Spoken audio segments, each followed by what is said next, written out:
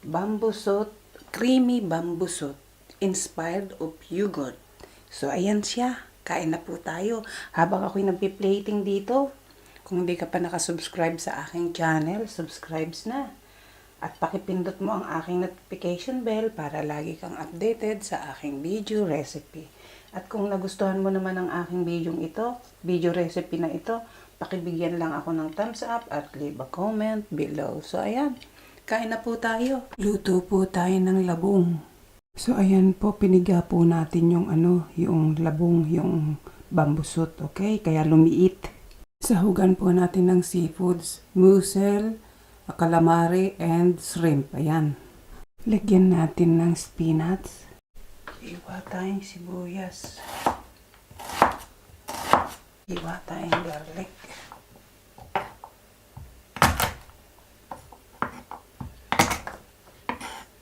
Iwa tayo ng ginger. Haluin lang po natin. Iwa tayong kinchay.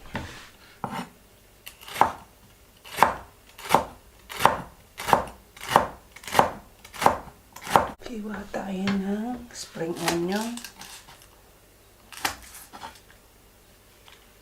Hatiin natin to. Iwa tayo ng carrot. Pinuhin po natin. Iwa tayo ng maanghang na sili. Iwa tayo ng bell pepper.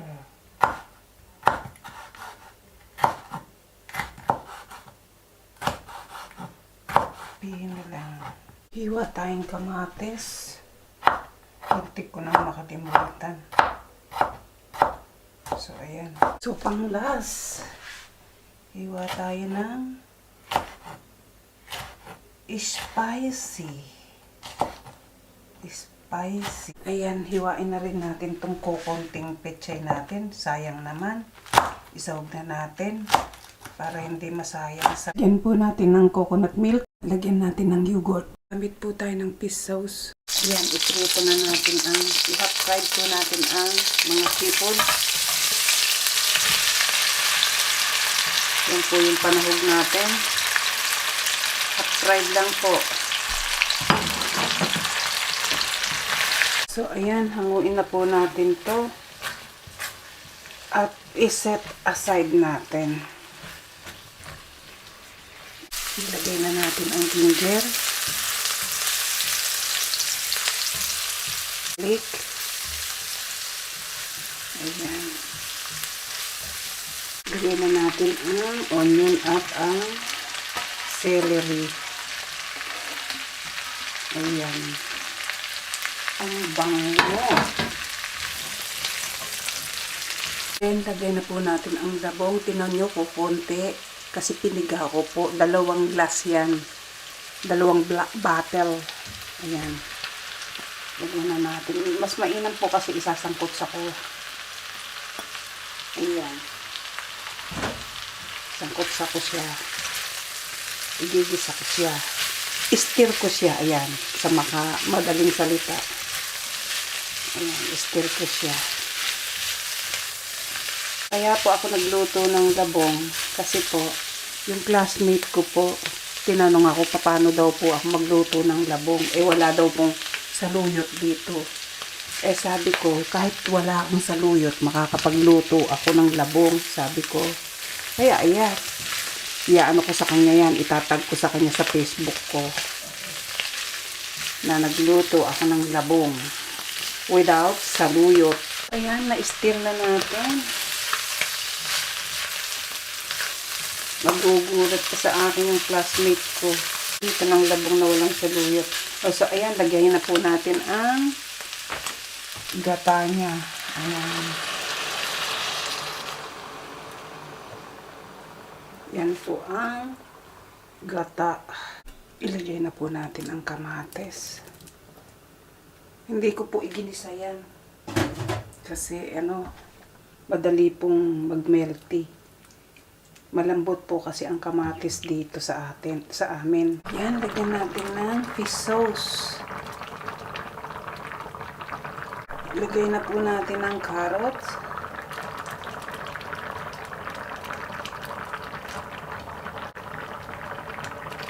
At ang siling green. Haluin natin.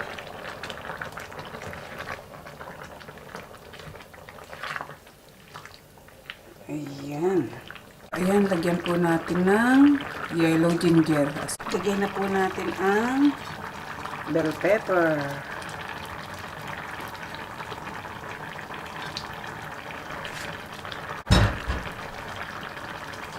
Ayan, malapit nang matuyo. Patutuyuin lang po natin ng konti. Ayan. Sarap na, tinikman ko. Wala pa yung sahog niya na. Ayan, lagay na po natin ang seafoods. Ayan.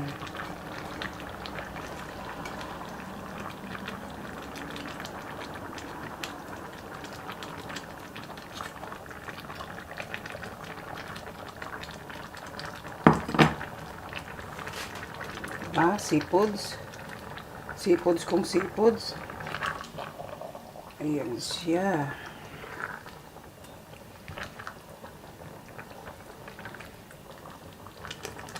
Ang seafoods po na yan, mussel, calamari, and shrimp. Ayan.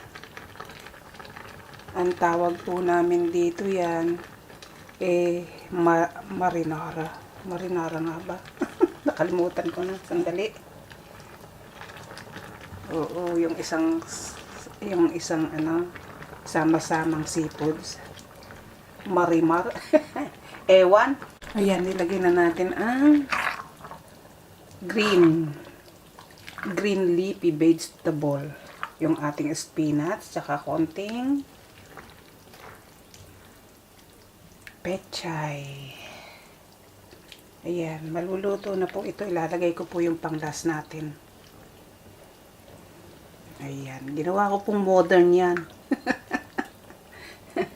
Ginawa ko na kasi sa sarili ko. Tapos ikinontent ko ngayon. Ayan. So, ayan na po. Titimplahan na po natin. And then, lagay na natin ang panglas natin. Pang pinale. Lagay na po natin ang yogurt. Instead po na maglagay kayo ng suka, ito po ang ating pang-alternate sa suka. Ayan. Para maging mas lalong creamy. So, ayan. Para po maglalong creamy yan.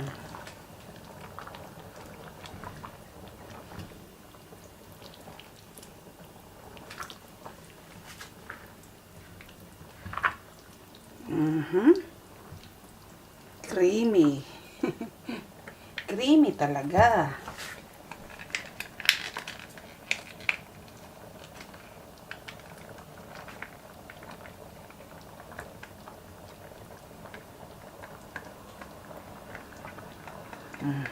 Ayan.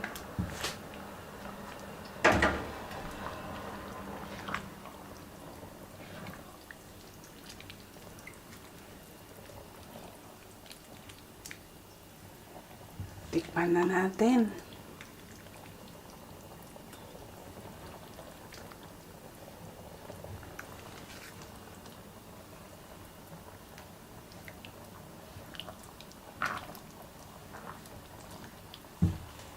So, ayan. Okay na, luto na po ang aking bamboo shoot with coconut milk and yogurt. So, it will come creamy bamboo shoot. Inspired of yogurt.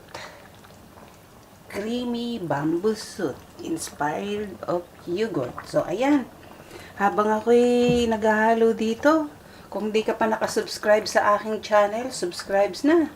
At pakipindot mo ang aking notification bell para lagi kang updated sa aking video recipe. At kung nagustuhan nyo naman po ang aking recipe ito, pakibigyan po ako ng thumbs up at leave a comment below. See you! Love you all! Shout out po sa lahat!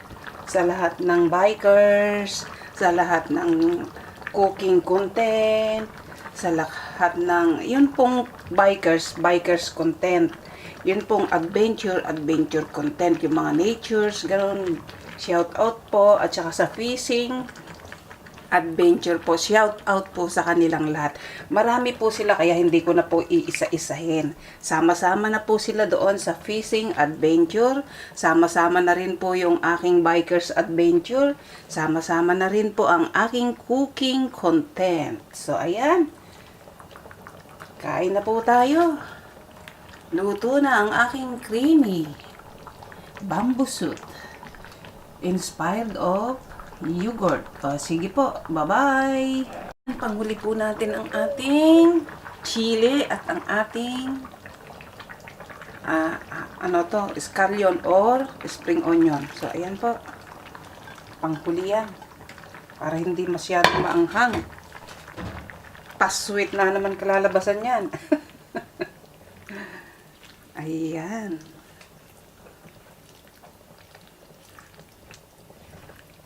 Sarap. Gawin po nyo. Gayahin nyo na po, mga tiga point. Magbawas lang po kayo ng sahog. Sinasabi ko naman sa inyo. Kaya naman po kasi ako naglalagay ng maraming sahog. Ako po ang kakain. So, ayan. Kami po ang kakain dito. Pagka po pang negosyo, magbawas po kayo. Damihan po nyo yung gulay. Pampasarap po dyan, yung gata na may creamy. Ayan. Sandali lang po yan. Magiging, magiging masarap yan. Hindi po ako gumagamit ng Ajinomoto, Take note. Hindi po ako gumagamit ng Ajinomoto. Ano lang po ako, celery talaga. At saka yung mga ingredients na inilalagay ko. Ayan po. Wala po akong seasoning. Ganyan lang po yan. So, ayan. Mag-plating na po tayo. Masyadong makulay ang aking ulam, Okay, we will add sesame oil. Ayan. 1 teaspoon lang po. Sesame oil. So, ayan. Kainan na.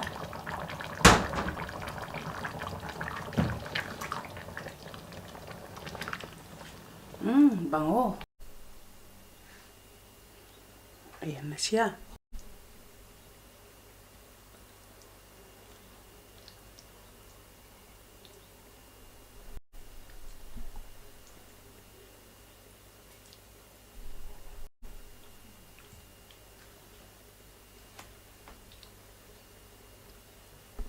So, ayan. Ito na ang aking bamboo soup. Creamy bamboo soup. Inspired of yogurt. Ayan po. Ayan siya. Ang kanyang sahog ay shrimp, calamari, and mussel. Tara, kain tayo. Let's eat.